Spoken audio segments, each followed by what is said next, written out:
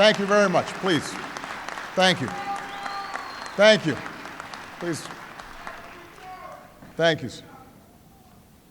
Secretary McDonald, Mr. Hallinan, distinguished guests, and most of all, our extraordinary veterans and your families. The last time I stood on these hallowed grounds on Memorial Day, our country came together to honor those who have fought and died for our flag.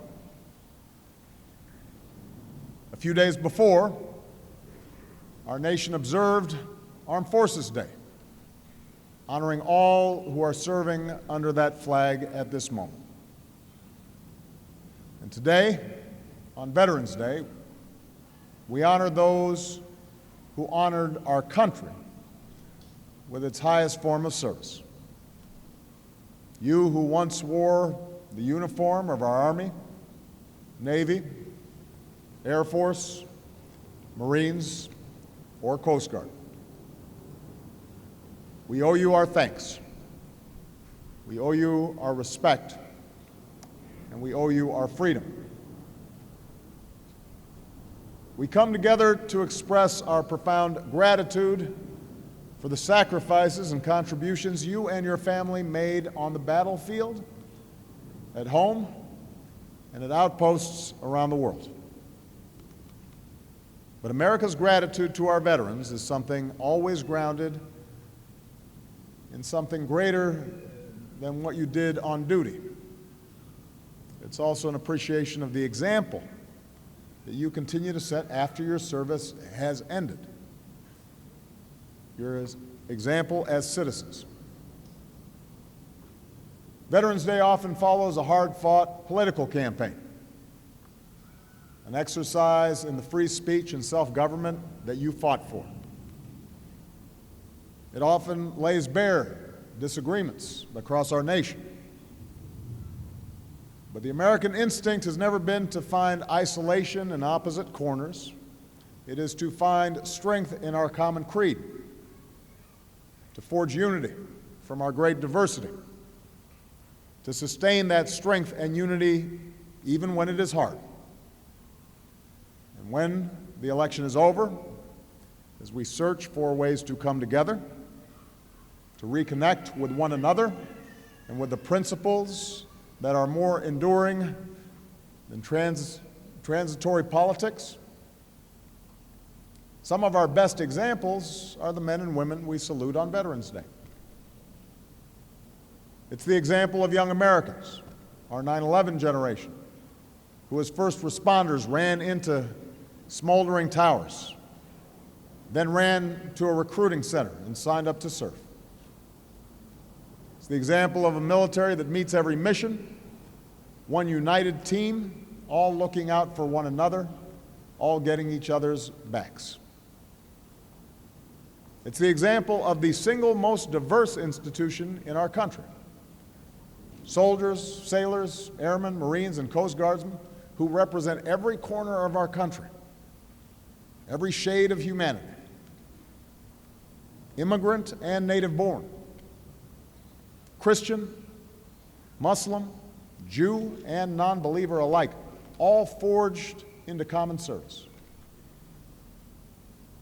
It's the example of our veterans, patriots, who when they take off their fatigues, put back on the camouflage of everyday life in America and become our business partners and bosses, our teachers and our coaches, our first responders, city council members, community leaders, role models, all still serving this country we love with the same sense of duty and with valor.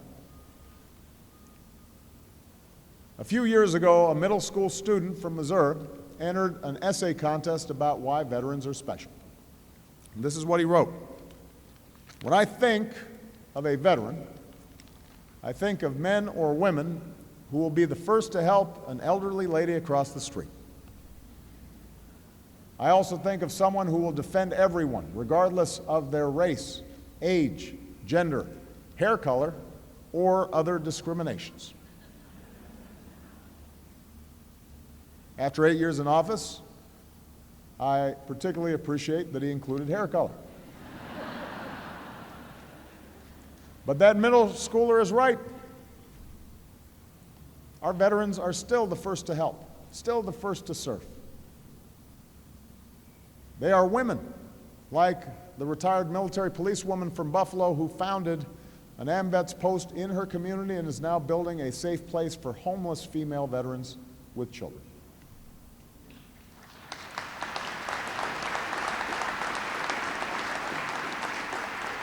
They are men like the two veterans from Tennessee, one in his 50s, one in his 60s, who wrote me to say they would happily suit up and ship out if we needed them. We might be just a little old, they wrote, but we will be proud to go and do what we were taught to do. Whenever the world makes you cynical, whenever you seek true humility and selflessness, look to a veteran. Look to someone like First Lieutenant Irving Lerner. Irving was born in Chicago to Russian Jewish immigrants during World War I. He served as a bombardier in the Army Air Corps, flying dozens of missions toward the end of World War II. When he returned home, Irving did what a lot of veterans do. He put his medals away.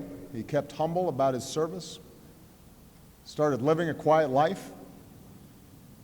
One fall day, walking down Sheffield Avenue on Chicago's north side, a stranger stopped him. He said, "Thank you for your service," and he handed him a ticket to see the Cubs play in the World Series.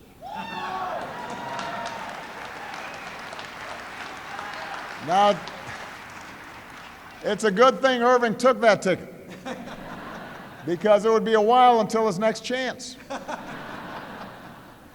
Irving worked hard managing the warehouses for his brother-in-law's tire company.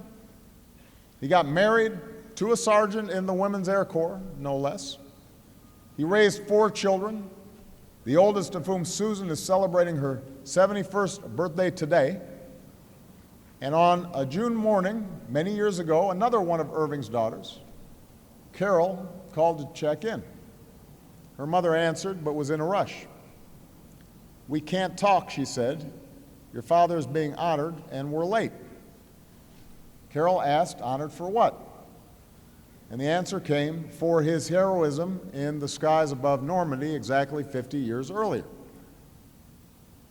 You see, Irving's children never knew that their father flew over those French beachheads on D-Day. He never mentioned it. Now when they call to check in, his children always say, "Thank you for saving the world." And Irving, sharp as ever at 100 years young, always replies, "Well, I had a little help."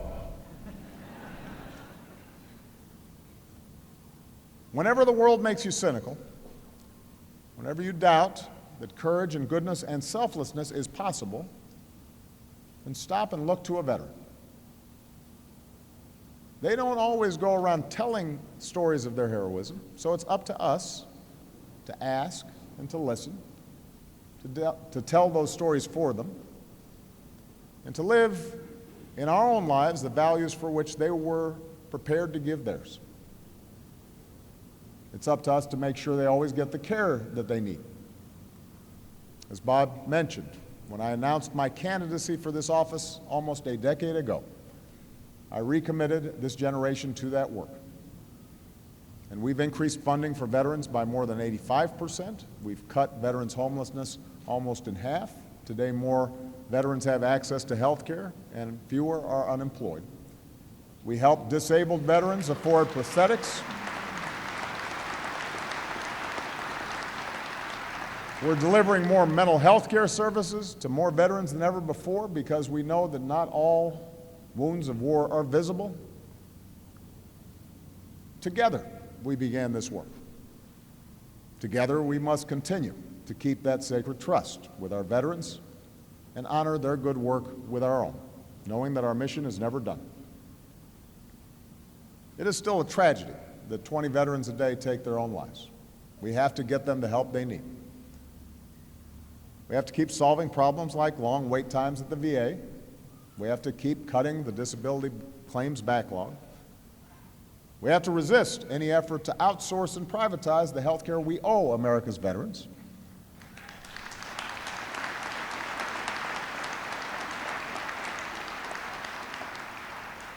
On Veterans Day, we acknowledge humbly that we can never serve our veterans in quite the same way that they served us, but we can try.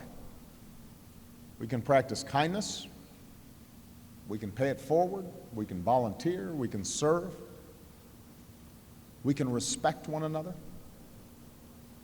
we can always get each other's backs. That is what Veterans Day asks all of us to think about. The person you pass as you walk down the street might not be wearing our nation's uniform today. But consider for a moment that a year or a decade or a generation ago, he or she might have been one of our fellow citizens who was willing to lay down their life for strangers like us. And we can show how much we love our country by loving our neighbors as ourselves. May God bless all who served and still do. And may God bless the United States of America.